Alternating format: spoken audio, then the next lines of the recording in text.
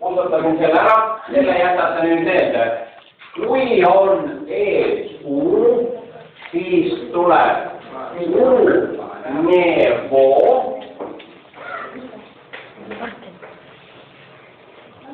U-nejo ja U-nik.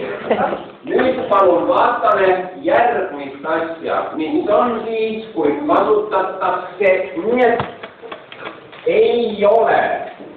Ja rakiselne kääne ei ole mida, ei ole keda. Niet kavo.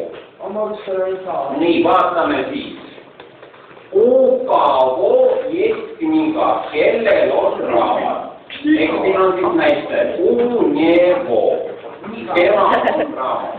Järgmine näide. U-kavo või ei sulada, kellel on sinised silmad ja vastus võib olla U-nenja. Ja nüüd. Kavo niet klasse. Jo. Ma olen sulle teinud ühe märkuse. Nii.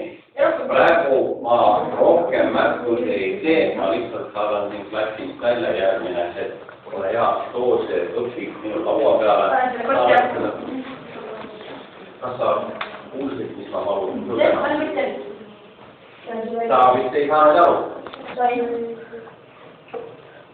Siis tee, mida ma ütlesin. Et see on juba teist korda sul laua peal, ma näen, et sa...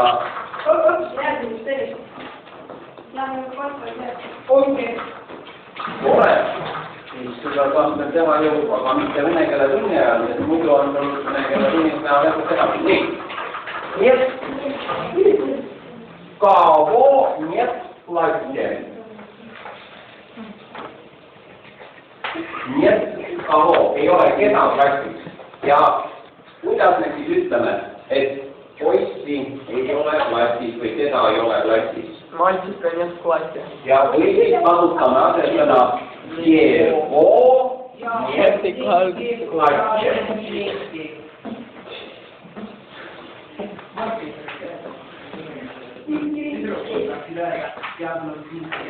Nii, nüüd kui on tüdruk, ole nüüd palun tasa, esimene märkus sulle.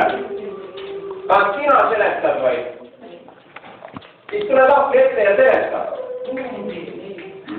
Sina panen suu kinni, et sina segasid seda.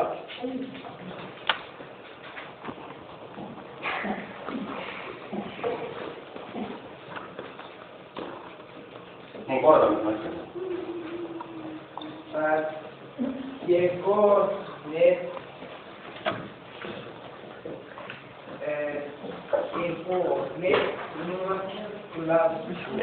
Nii, nüüd proovime veel kord ikkagi selle hääldame Jevo ja kirjutame, aga hääldame Jevo niet klasse. Nii, nüüd vaatame siis